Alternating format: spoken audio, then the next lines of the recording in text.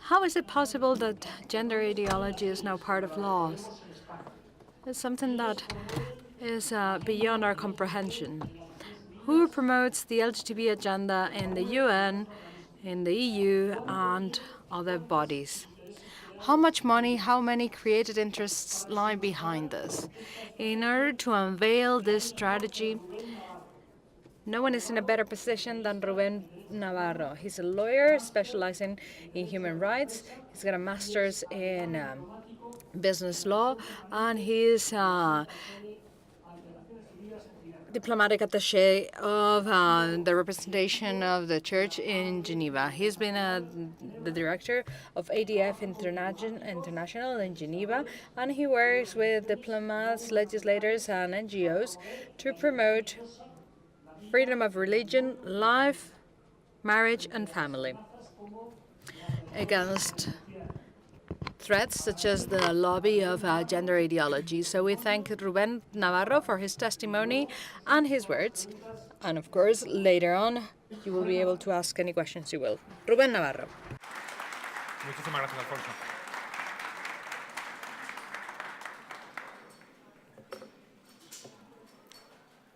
Se ve que es un asunto que suscita interés. Apparently, this topic seems to be interesting and important, and it seems like our audience is eager to gain freedom. They want to know, and they asked us to enjoy a break for 30 German minutes. A great share of my professional life was spent in Sweden, and some Swiss would say that we didn't take 30 minutes for our break, but rather 31 or 32. This really means that there's interest in our room, that everybody participating here is legitimately interested in knowing what has happened with gender identity and how it's been part of the international bodies such as the UN or the EU. One of the topics that we will tackle during our presentation is that too often what happens in Geneva or in New York stays there. Pay attention, because we will talk about cases of diplomats that self-represent themselves, cases of that delegation of 27 people, including a minister who went to Geneva without saying anything to the head of state of his country. And there were 27 members of government, including a minister. And he found out about this because of the press clips that he receives every morning. We'll talk about ambassadors that do not report to their capitals or do not say what's going on in Geneva. Why? Because they're interested in their own agenda, in their own ideology, than in the values and the principles of their countries.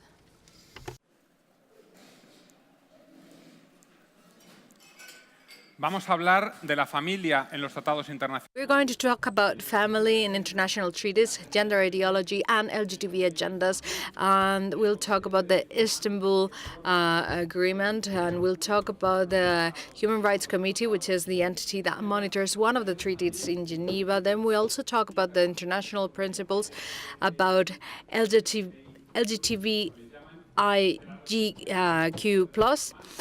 As it's called. We'll talk about the resolution of the Council of Human Rights in Geneva about sexual orientation and gender identity. We'll talk about family protection too, which is an interesting proposal. We'll also talk about the law proposed by Podemos in Spain about the LGTB agenda, which was indeed drafted by the State Federation of Gays, Lesbians, and Transsexuals and Bisexuals. How can we allow an NGO to draft a law that is going to have an impact on us all? Because I don't know if you know that if this Congress were to take place 1 month after this law was passed, actually all organizers, wearing a Superman suit or not, would have to line up in a queue, putting their hands together, and possibly they would see fines applied to them. They would see how an organization could be closed, how we couldn't contract with the organization, and that's called censorship. That is called shortcutting freedom of expression, and we'll talk about that. There's a historical situation taking place in the UN that we will discuss, and now we're going to talk about a positive right. we're all naturalists here. We understand that there are moral principles and moral values that we all need to adhere to. I'm not going to talk about that because there's experts who are more acquainted than I am with the matter, but we also need to talk about what positive rights says about this, what laws and international agreements say about this. We are going to have the first text that is a guide for most of them, which is the World Declaration on Human Rights. Article 16.3 says, family is the natural and fundamental element for society, and it's entitled to the protection of society and the state. So the question that we all need to ask ourselves, coming from different countries, knowing that there's many people connected to this conference over the internet, we need to ask ourselves whether the family is truly being protected, whether society and the state actually consider that family is an elemental and fundamental element of society. Are we really observing treaties and agreements that we have signed off? Actually, Article 10 on the International Pact on Social Cultural Rights says that families that are the fundamental and essential element of society, they should be granted the most assurances possible for their constitution, and as long as they're responsible for taking care of the children under their responsibility. Marriage should be undertaken freely. Are we truly protecting families who have the responsibility over the care and education of their children? Is this what the LGTBI agenda respects, what gender ideology respects in Spain, in Europe, or in the UN? Is this truly what's being respected in your countries? If you come from Latin America, is this what your countries are doing? We go back to the same, to the Social and Political Rights Pact. This is the Convention on the Rights of the Child. Everybody recognizes the family as a fundamental element of society. They recognize the rights of parents, but unfortunately, legislators and others who aren't, because at the end of the day, we are responsible for electing our legislators. If those who we elect do not represent us or do not follow the values and principles that we want them to follow, it's more or less easy. We can vote, we can elect others, we can try to represent ourselves and run for office too, to represent our society. But the problem is found when there's people who haven't been elected, who are trying to represent values and trying to represent the international sphere without being elected. The rights on the Convention of the Child in the preamble says that the family is the core of society and the natural means for the growth and well-being of all its members, and in particular for children.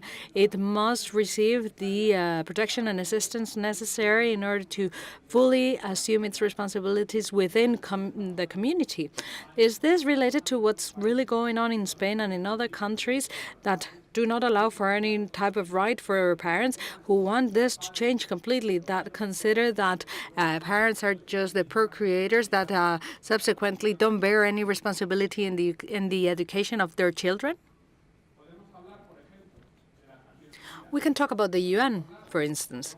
We can talk about how certain groups have undertaken a manipulation of culture. We could wonder why a high percentage of people who work for the UN or who work for the diplomatic representations, we may wonder why they are part of the LGTB group, why there are missions in which all members are men who have sexual relationships with men, or women who have sexual relationships with women. Why is this happening in the UN or in Geneva? Is this really representative of society? Can this really be the people who represent us? We can also talk about the campaign that's called Free and Equal. There are a couple of pictures that I would like you to see. These pictures illustrate very well precisely this fact. Love explained by Nelson Mandela. You know who Nelson Mandela was. He was the head of state of South Africa, and you know that he fought apartheid. He fought race discrimination against the blacks and the whites. And he said, if people can learn to hate, they can learn to love, because love appears in a more natural fashion in the human heart than the opposite. And what the Office of the High Commissioner of the UN is doing is to contravent this. I don't know what Nelson Mandela would think if his words were used by the High Commissioner, if his words had been used to promote this campaign, free and equal. We don't know what Mother Teresa would say.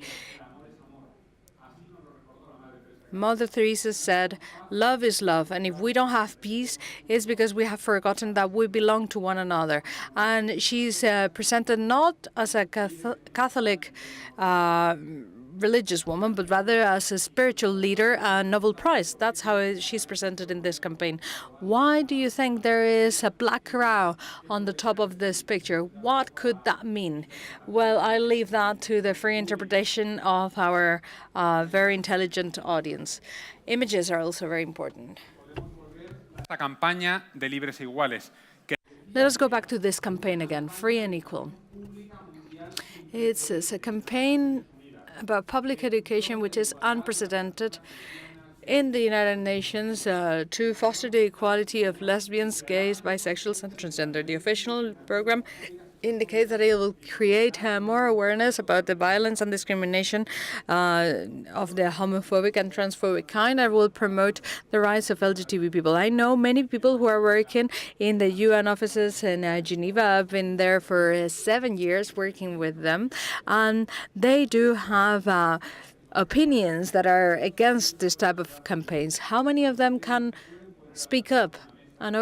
Speak up freely? How many of them can sit around a table and say that they do not agree with the campaigns that are being promoted by their employer, by the Office of the High Commissioner for Human Rights? Unfortunately, they cannot. Nevertheless, if you spend the month of June, May, and July even holding up a rainbow flag and covering the entrance door to the building, you will have no problems if you do that. But it will be more difficult to show religious signs during Christmas time, because there you would be offending people. But if you have a multicolor flag covering your full entrance door, that is an expression of freedom, apparently. So we can talk about the Istanbul Agreement or Accords. It's been ratified by many countries in the EU, actually by 28 out of 47. Actually, they're working to see whether the EU could ratify it. Actually, the president of the head of state of Slovakia said that until he's out of office, Slovakia will not ratify the Istanbul Accord. Jurídicamente vinculante. It talks about gender. It talks about roles, behaviors, and social constructs. And you, as well as many speakers, know about this. Gender is a construct, something that changes, it varies. Terms matter in this context. What is the only binding definition for gender? And here we may resort to what Agustín Laje mentioned when he was talking about Judith Butler. Gender and sex could be the same. Could we agree with that? Well, we could agree at least on the Statute of the Criminal Court of Rome in 1998, when it said that the term gender refers to both sex, male and female. The term gender cannot have any other meaning than the one previously stated. If we consider that this is the only legally binding definition, then we can accept that. Because here we need to consider what are terms that are legally binding. What are the terms that actually the states need to abide to? Because there are international agreements in this sense. And states have not been able to come to an agreement at any point in time. They actually said that gender can be a social construct, that it can vary throughout time, that it can vary throughout a person's life, sorry. But the international agreement in the statutes of the International Criminal Court in Rome in 1998, what they determined was that gender refers to both sexes, female and male, and there can be no other meaning but that one. The Istanbul Protocol limits the rights of parents over the education of their children. It limits that parents determined for their children to not have an education that goes against their own interest. There aren't all that many priests in our audience, but we have 2 or 3 priests. Can you imagine that the state is forcing you to breach the secret of in confession, or the secrets that you hear in confession, because someone may believe in the traditional concept of marriage as the union between a male and a woman? Can you imagine that you as a priest had to go to the police to speak of what you've heard, because positive discrimination laws speak against that? I hope that in 15 or 20 years' time, they don't show this video and say Rubén Navarro was right. Unfortunately, we are in that situation now. I think that we can take action, and we must take action way before that, because the possibility is in our hands now. Let's do it. You have more information in a memo prepared by my colleagues in ADF International, and we also have a human rights committee that said, in the case of Juliette Josling, who was a lesbian that had a heterosexual marriage. She had a child, a baby girl, and she said that the right that not having her right to marriage, her life partner, her female life partner, subsequently guaranteed, went against international law. And the Human Rights Committee said that states have no legal obligation to recognize marriage between same-sex couples. They may recognize it, but there is no legal obligation at the international level for states to recognize same-sex marriage.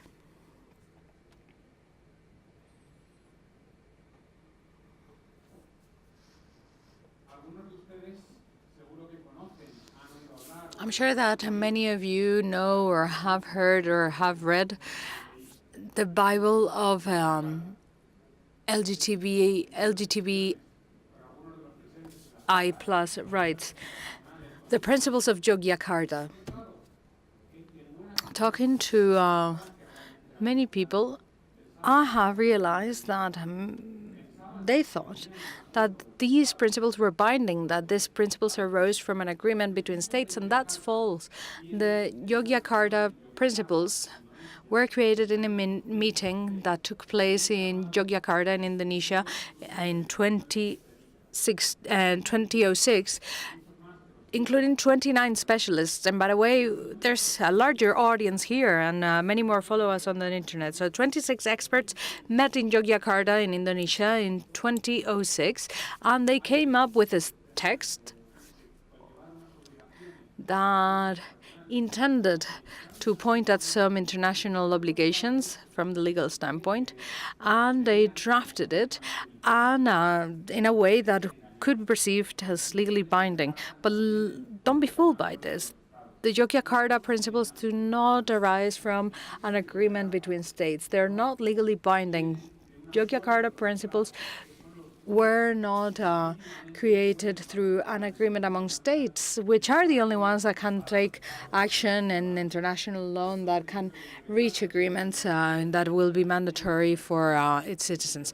And these principles of Yogyakarta were replicated in 2017, what was called the Yogyakarta Principles in +10, and they said that they had made mistakes in the initial meeting and that they hadn't included all the stakeholders necessary, and they decided to include transsexuals and intersexuals, and in that fashion they updated the Yogyakarta Principles.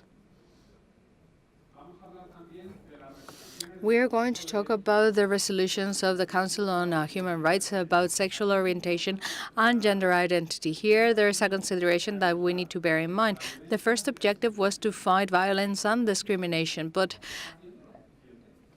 think, are we doing enough to fight against violence and discrimination based on gender identity or sexual orientation? Could you consider the possibility of having enough protection? Don't we have criminal codes? Don't we have laws against torture? If someone's torturing somebody else because they feel attracted to a same-sex person, if someone tortures a woman because she's attracted to other women, don't we have criminal codes in place that would already penalize those actions? If someone kills somebody else, or a man, for instance, because he's sexually attracted to other men, don't we already have constitutions that claim a certain equality, criminal codes, or international treaties? In this case, actually, the agreement against torture that would penalize that type of action. Well, they wanted to take it a step further. They didn't just want to legitimately, of course, criticize violence against people because of their sexual orientation or gender identity. They also wanted to talk about discrimination. And here lies one of the problems. How do we define discrimination? What is discrimination? There was an expert ambassador in the UN, one of the most senior in Geneva, who used to say, if one of your children falls sick, who do you call? Who do you call? Do you call the doctor or do you call the plumber?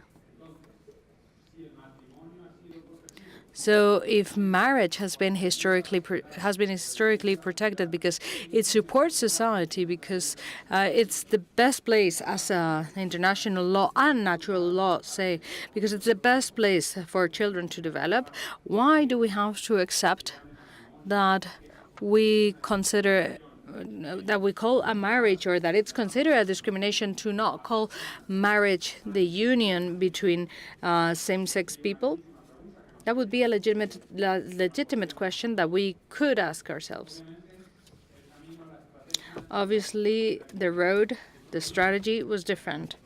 Actually, we saw this with Dr. Beitit Muntahan when he was elected as the first independent expert in a meeting by ILGA, the International Gay and Lesbian Association. He said that his 5 objectives were decriminalization, depathologization, it's not considered as a disease, and prohibiting conversion therapies. If someone wants to change, if someone wants to shed some pounds, if someone wants to get hair implants because they consider that they don't have too much hair, they could do that, but they wouldn't have no problem with that. But if someone is attracted to same-sex people and they want to be treated for that, then those who want to help them could be criminalized, and they could face sentences to prison. This is a proposal that is part of the law that's proposed in Spain. If this were to be true, psychologists, psychiatrists could be under the spotlight. Is this what we want for societies? He also talked about the recognition of gender legally in a direct manner without a need of asking divorce. Manuel is married to Manuela, and all of a sudden, Manuela says, no, I feel like I'm a man, and I don't want to change my sex, but I'm going to change my name to Manuel. And then Manuel would be married to Manuel without the consent, the approval, or even the knowledge of the original husband. This is what they're promoting. This is what they wanted. They also said that one of their objectives was to include gender diversity in culture. This was to be ever present. We've talked about this already, and we will continue to talk about it. Whoever is in charge of culture, whoever rules ideas, they will be in a position to change the world. We no longer spend so much time in front of the TV, and it's not just as Agustín Laje said, that Argentinians are all of a sudden doing different things, such as reading books or getting trained. No, they're just using all the type of screens. They're using computers and they're using mobile devices, and that's where we need to be. That's where states want to impose ideology, because quite honestly, if this ideology was so good, if it was such a goodwill ideology type of approach, then we wouldn't need the state. We wouldn't need the state to criminalize. We wouldn't need the state to sanction. We wouldn't need the state limiting our freedom of expression if it truly were something so good. As I mentioned already, international legislation protects us all. There's freedom of expression, freedom of conscience, freedom of life. The concepts of sexual orientation and gender identity don't have an international definition. And promoting these type of rights and forcing them to be accepted also involve attacks on freedom of expression, opinion, and religious choice. These will be illustrated by images that I will display later on in line with what we were discussing about the draft law. These are limited freedom of expression, and they do it quite clearly. I would also like to talk about the resolutions that were issued in June 2014, 2015, 2016, and 2017 about family protection. They said the family as the natural and fundamental element that is entitled to the protection of society and the state. They talk about this. I'm sure that you are familiar with this because it's already part of positive right. It's already of positive law. It's already part of the international agreement or Convention on Human Rights and on the rights of children. They talked about the family as a social core, and it talks about family integration too. There's many studies that say that in disintegrated homes where there is no fatherly or motherly figure, in those homes where there's a lack of one of these two figures, there is more potential for violence, for drug abuse, and for alcohol abuse. This does not necessarily have to apply to all cases, but there's a clear statistical correlation. The family is a natural element that fosters the development of family per se, and in addition, the development of society. There was a lot of pressure done by LGTBI organizations. There were at least 40 or 50 LGTB organizations represented there. And we were trying to stand for marriage as the union between men and women, and there weren't all that many people supporting this. Maybe we didn't speak the right language to communicate this. We actually thought, many of us didn't speak foreign languages, indeed, and we haven't extended our message beyond our borders. Those of us who stand for these ideas often live in our comfort zones and do not try to disseminate our values in further spheres. Because apparently we thought that it was enough to speak amongst our community, but people watch TV for 4 hours a day, and the change amongst ideas has been persistent. What was the ideas that were supported by these lawyers that focused on LGTB rights? They wanted to change the title to family protection, the protection of families. They wanted to say that they were against saying that families play a role in preserving all these values. They wanted to include all sorts of families, included LGTBIQ, and they wanted to recognize families without discrimination based on sexual diversity. There's countries in the north of Europe that devote 90%, and I repeat 90%, of resources to promote sexual and reproductive rights, promoting gender ideology, LGTBI agendas, promoting the right to abortion, as they call it. Why do we find countries that devote 90% of their time, their diplomatic efforts, and possibly the taxpayers' money to promote ideologies that do not have a universal approval. They don't have universal support, not even in their countries of origin. Why the former president of the United States, Barack Obama, said that before supporting internationally a country, they shall check the status of LGTBIQ laws in their countries. Those who do not respect the rights of homosexuals will not receive any type of support. We'll put an end to that. One of the clearest cases was that of the ambassador of New York in St. Vincent on Grenades.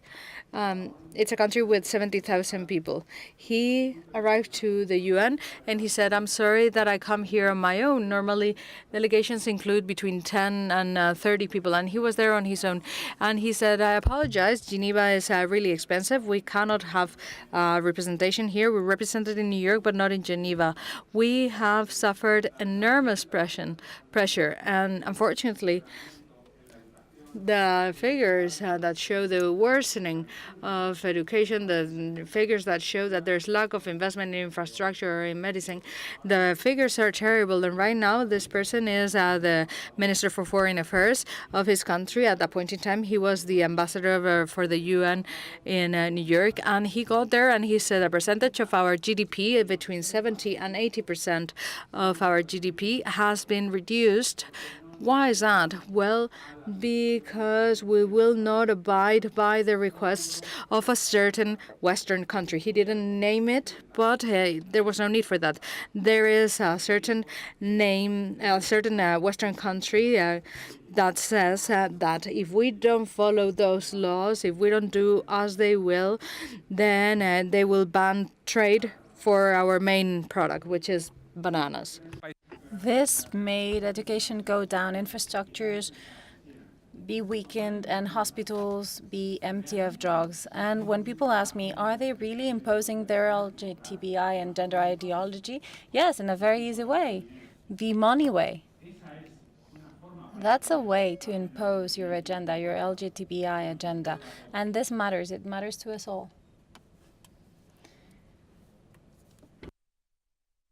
I would like to talk about the proposal for the equality law in Spain. It might have something legitimate, which is let's end discrimination, let's end with violence. No one present here will agree, and I am completely sure, 100% sure, that none of the presents here today, including myself, are in favor for someone saying that we're going to beat this person up because they're homosexual, let's beat him up, let's kill him. No, we're not talking about that. That is why we have a criminal code, and we all understand this. What we are talking about is about a fight against discrimination, against violence in a wrong way, which entails many problems, and we're going to see a few of them. First of all, the terminology is not clear enough. There is a risk of opportunistic litigation. There is a breach of the freedom of speech for parents and children. There is a violation of the rights of parents to be the first to educate their sons and daughters. And there is even fraudulent law. And now let's talk about each and every one of these points. Let's talk about the terminology. We cannot establish clearly what it means to be of the feminine gender or what it means to be of the masculine gender. This proposal of a law does not clarify it. This sex, XX or XY, is not something that can change. It has been given to us by biology. What you can is do surgery so that your genitals look like the other sex's genitals. So this surgery does not change that. We could say, who has said this? Some anti-human rights group and some anti-gay group, some feminist group. No. This has been said by Feminosotras, a collective which is defined within radical feminism, who want to consider problems from the root of oppression. It is a group that fights against heteropatriarchy. They know what needs to be done and how they can fight against it, and they say that the terms are not clearly defined. There is also going to be an increase in claims and litigation. There is an opportunistic litigation. Why? Because we could find someone say, I felt discriminated due to my sexual orientation or my gender identity. And since all will depend on the feelings of a person, that's where the law will have to act. Tendríamos más problemas. We would have more problems. There is the obligation of speaking up and say who is committing a crime. Do you imagine your parents, your brothers and sisters, your colleagues at work saying, Antonio, Jane, or Michael said that the marriage is the union of a man and a woman. He is against the legislation. He or she is against the LGTBIQ rights. He or she deserves to be criticized or penalized. Don't you think that this would be a breach in ideology freedom? Take it to any other field, your profession or passions like football. We've already talked about Messi. We could now start a debate about whether Messi or Cristiano Ronaldo is better. Do you imagine that? Do you imagine someone to be sanctioned, to have to pay a fine or be criticized, or who could even end up in jail just because he or she said that Messi is better than Cristiano Ronaldo? Can you imagine this? Regardless of what they might think, they need to have the right, the freedom to express their opinions. As I said, the terminology is unclear, is not precise. We're limiting the freedom of speech. Now, there are many other problems, and here we can see a couple. Some of you, I'm sure, will remember Cardinal Cañizares, who is currently in Valencia. He said that there was a gay empire, and he criticized the gender ideology, and he was denounced for hate crime. Imagine what would have happened to this bishop who expressed his opinion. We have other cases. For instance, Mr. Pla, who is the Bishop of Alcalá de Henares. We have other cases outside of the Catholic Church. Pastor Green, who was defended who was defended by a colleague of mine who was condemned to jail for hate speech, for saying that you cannot be Christian and homosexual at the same time, or for saying that homosexuality was a sexual perversion. He said it within his church. There were 40, 50 people present, but the speech transcended to the media. There was a campaign against him, and people called the media. It was all over the media, and he had to go to jail for saying this. Are we going crazy? Is this the society that we want to create? Let's see what's the law proposal by Podemos. We are talking about offensive content. We are talking always about a terminology that is unclear. We are talking about sexual characteristics, gender ideology. If it is repeated or disseminated in internet, it would be a serious sentence that would be up to 20,000 euros, and a very serious crime if they were to publish it again on the internet. Any of these degrading comments. So if you have 2 comments on Facebook after the law passes in Spain, or careful, all of you who are present here today, if you say certain things on the internet, you could be facing very important sentences. For instance, let me give you an example. We have here this picture. I thought that this photo was extraordinary, the way in which they described this. This was written by the writer's room. I don't know who the journalist was, in Alerta Digital. This mime sodomization of the bear at the Puerta del Sol, dressed as Adam, during this orgy of vulgarity during gay pride, is not just a show of poor taste of this collective in their big day, but it's actually an action that is filled with meaning. What would happen with this if they were to publish this on the internet after the law was passed? If they were to do it once or twice, they would have a sanction of around 30 to 20,000 euros, or they could even go up to 45,000 euros. They would have to suspend their activities for 2 years. They would not be allowed to have a license. They would have to close their facilities for 2 years. They could not get any subsidies, and they would not be able to get any public contracts. We can be for or against, but the fact that someone is miming sodomy on the bear at the Puerta del Sol, to have the genius of saying that he was dressed as Adam instead of naked, I think that it is intelligent. I think it is a fun and clever way of acting. I don't think that this should entail a sanction of 45,000 euros or even closing up their activities or even going to jail. Here we see that this is a campaign launched by Citizen Go with some collaborators saying, let's stop with gender violence. The children are boys or girls. So girls are girls, boys are boys, girls have a vagina, boys have a penis. That could entail closing your activities. So your bus going round and round in Spain after this law were to pass would be a way of saying, please close all of our activities. End this. We're not going to keep on doing what we are doing, no matter whether we have thousands of millions of active members.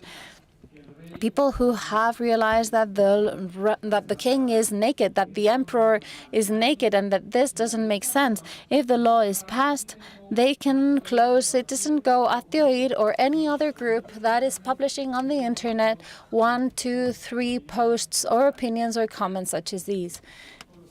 Is this what we want? Is this what we want in order to defend our freedoms? For instance, many of you know what this picture means. I'm not going to talk about whether there were 500,000 people or 1 million or 2 million or 4 million people. That's not what is at stake right now. But the thing is that informing of certain events such as this one that could somehow be inviting to degrading or attacking a gender ideology could be a crime. Some people said that this Congress was transphobic, that we were attacking people with a certain sexual orientation. If you have 10% of the population in Spain with you, it doesn't matter if you have 1 million people walking beside you on the streets, it wouldn't matter. Here, see, the boys have censored, the girls have censored. The media will not be able to operate freely. They will have censorship. And look at the picture that is to your left on the slide. Those who come from Germany, I'm sure, will have seen this picture, and they might even have seen the reality of the picture, what it meant, what it entailed, what it was that they were doing at that point. And also, we are breaching the right of parents to be the educators of their children as a fundamental right. This has negative effects in the children that they're supposed to protect. Have we thought of the impact on boys and girls to whom we're saying, don't worry, you're free, you can do whatever you want, you can even change your sex, or you can get rid of your penis, and we can somehow try and recreate in an artificial way a vagina. You cannot change the sex. You can change the appearance of your genitalia, but you cannot change your sex. But never mind. We will have Mr. Heyer talk about this, and he's the expert, so I will not be talking about this because obviously he is the specialist. But we could also talk about hormonal treatments and sterilization. Are they telling girls and boys that they are going to undergo hormonal treatments, that they will have a change of sex? Are they telling them about the risks? Is this being done without the consent and knowledge of their parents? I remember the negotiation of a resolution in Geneva. It was for the prevention of death amongst children under 5 years old, and they were talking about change in sex. And I raised my hand and said, I'm sorry, I'm not a medical expert, but I'm not a parent either. I don't have children. And this resolution is talking about the prevention of mortality amongst under 5 years old. Are you really saying that boys and girls under 5 can go through a hormonal treatment for the change of sex in a way that is not under the control of their parents. I would not let a 5-year-old to go through anything, not even getting their tooth pulled out without my control as a parent.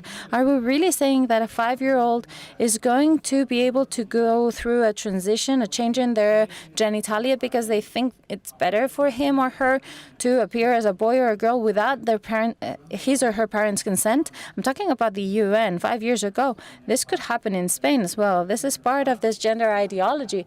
This is part of the LGTB agenda. This is what we're talking about. The same resolution talked about right to abortion, and I said the same thing. I said I'm not a medical expert, but that I know of, I'm a lawyer. The resolution is too long. Shouldn't we talk about the fact that girls who are under 5 could not even be pregnant? Why are we talking about their right to abortion? And another point regarding the negative consequences would be that this is fraudulent. For instance, men who are condemned for sexual harassment to women could say, I feel like a woman.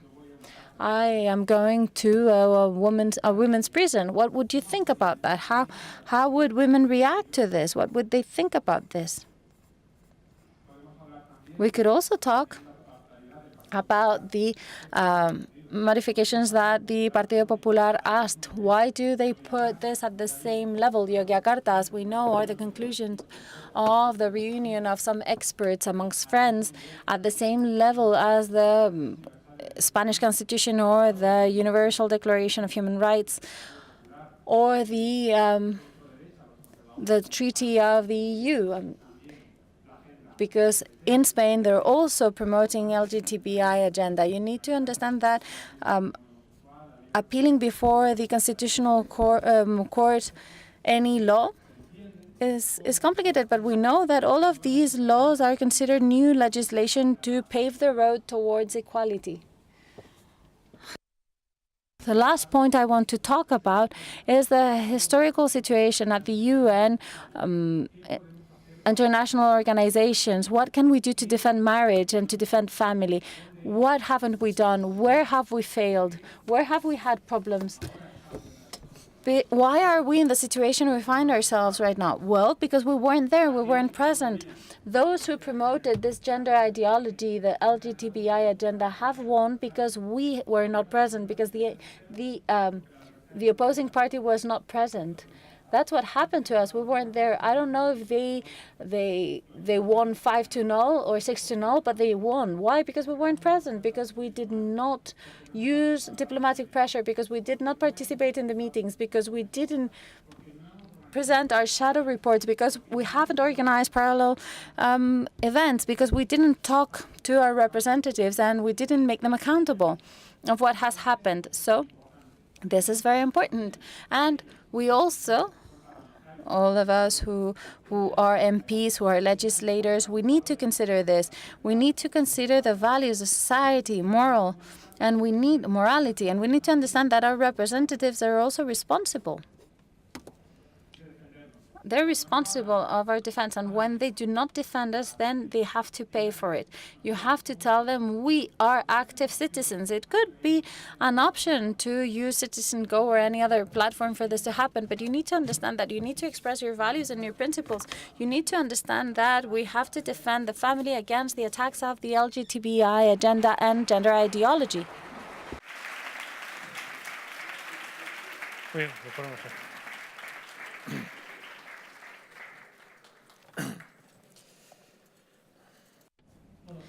Okay, thank you.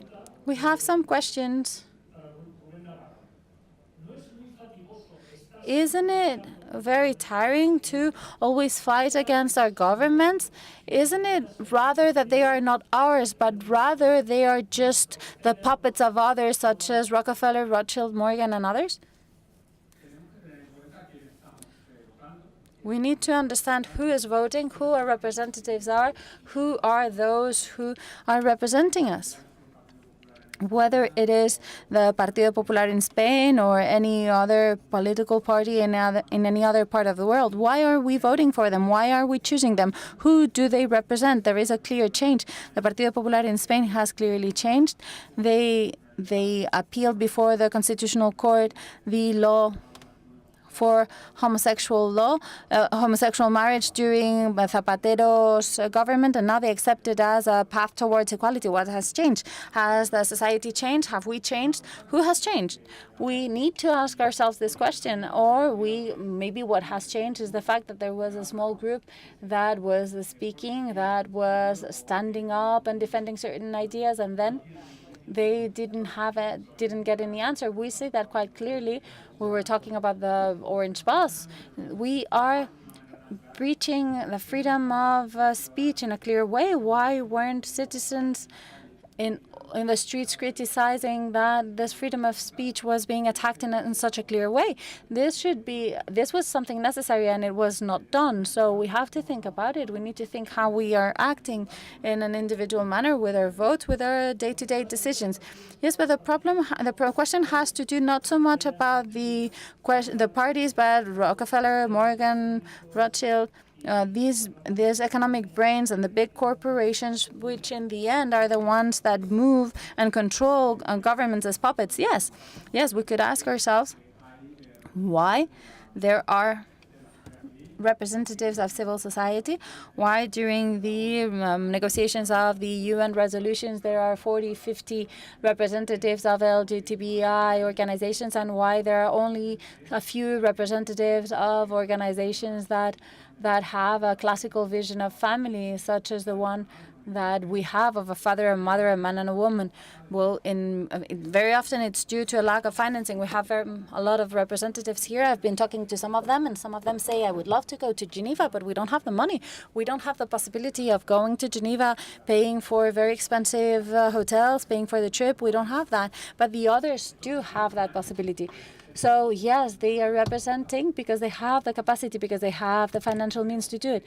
I don't think that we are lacking that for us who represent a traditional vision of the family. I think we have the intellectual capacity. I think we have all that is needed, but what we are lacking is the decision to take action, the decision to act. And languages, sometimes language is a limitation. And in other cases, what we are lacking is courage. Courage to say, I'll go there and I will defend my ideas. Another question that has to do with the previous one.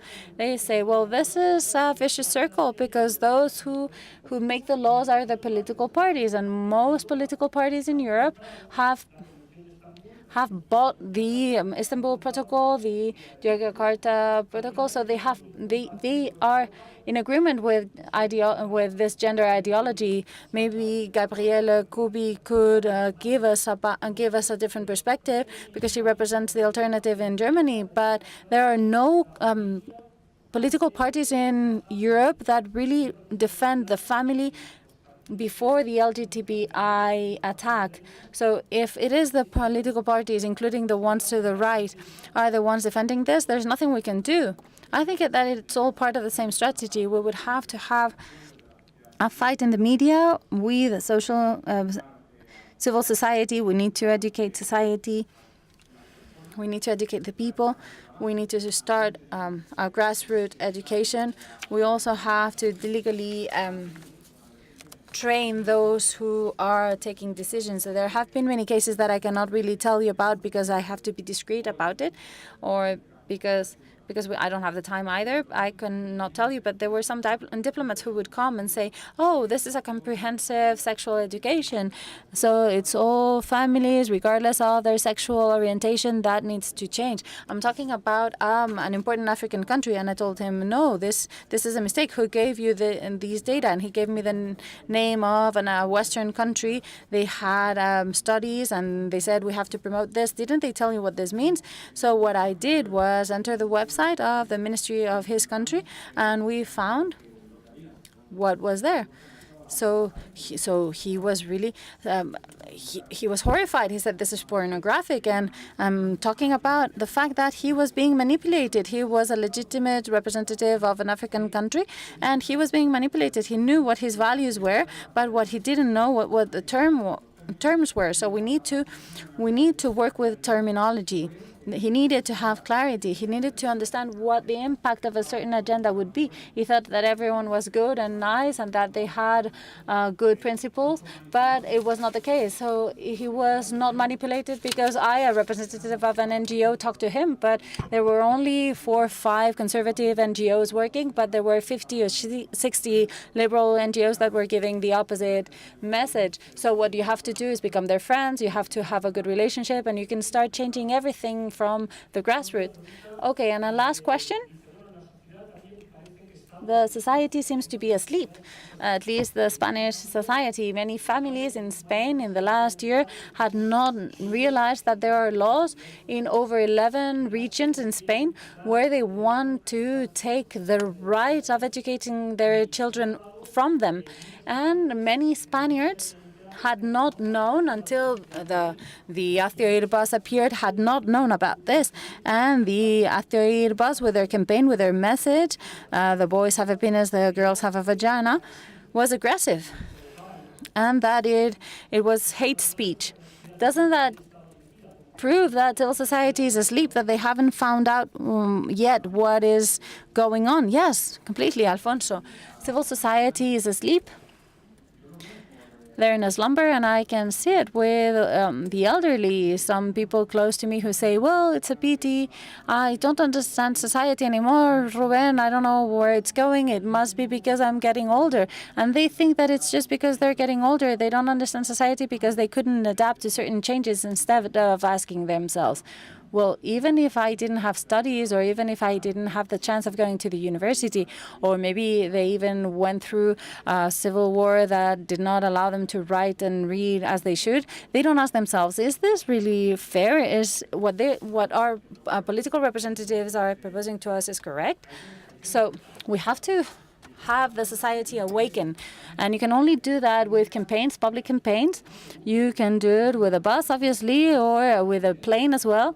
But you also have to talk to your neighbors. You have to talk to the people close to you. You have to talk to those people and tell them why we have certain opinions, certain values, certain principles. That's very important as well. Okay. Well, that was all. Thank you very much, Rubén, for your presentation and for the answers you have given us to our questions.